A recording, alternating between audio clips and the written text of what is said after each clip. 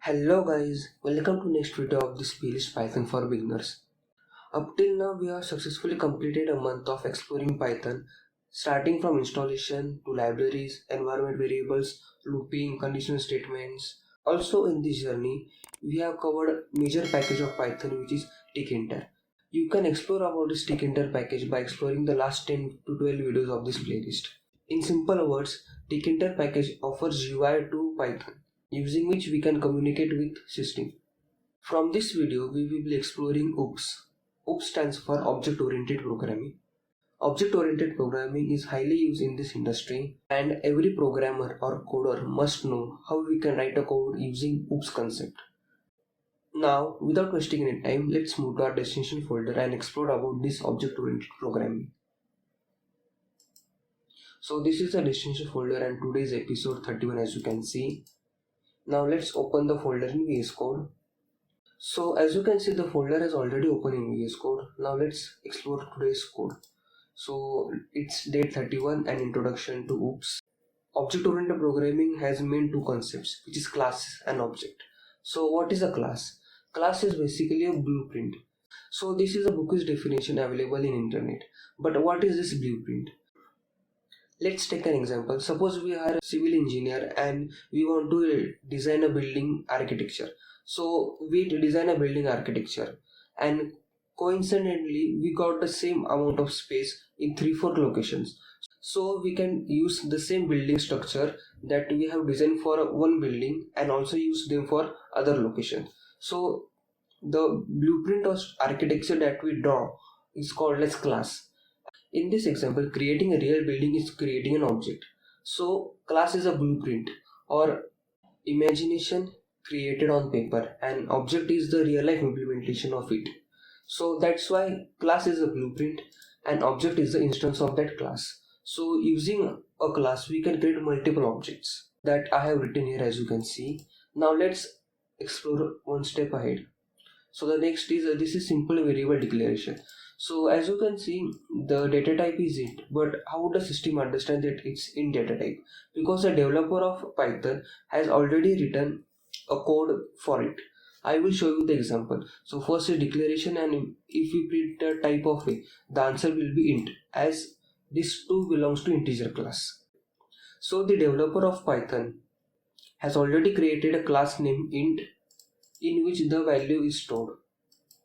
So this int class can be a blueprint and we can create a multiple variables. As you can see, I can also create b equal to 2, c equal to 3 or 4 and so on. So this a, b, c are objects or variables, and the blueprint of this object is created in class name int. So this is an example of classes and object.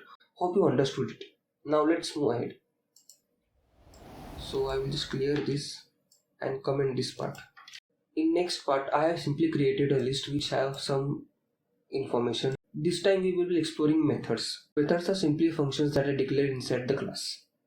So if I just uncomment this part and simply write items dot, so a lot of options come in front of me. So append, clear, copy, count, extend, index, insert, pop, remove, reverse, sort.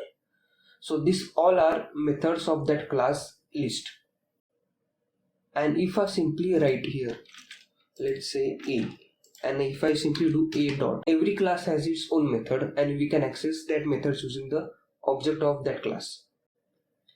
Class integer have this type of methods, and if I simply comment this and comment this, so these are methods of list class as you can see. So this was basic explanation about integer class and list class. In future we will be creating our own class, so stay tuned to this playlist.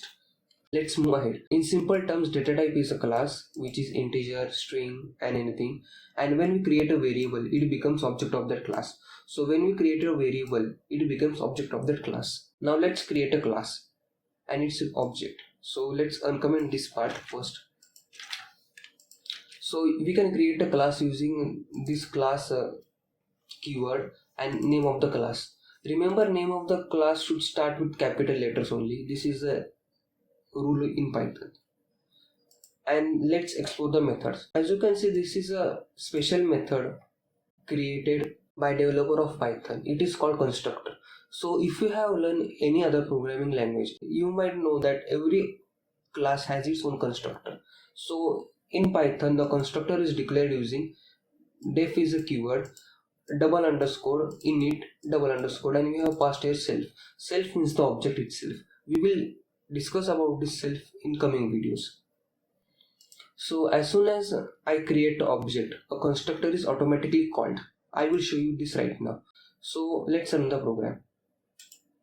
And as you can see, a object is created here. So this is a variable, or let's say the object, and I have simply called the class, and I have passed nothing to it, but still the output is given to me that constructor is called, which means that when we create an object, a constructor is automatically called. Now let's move ahead.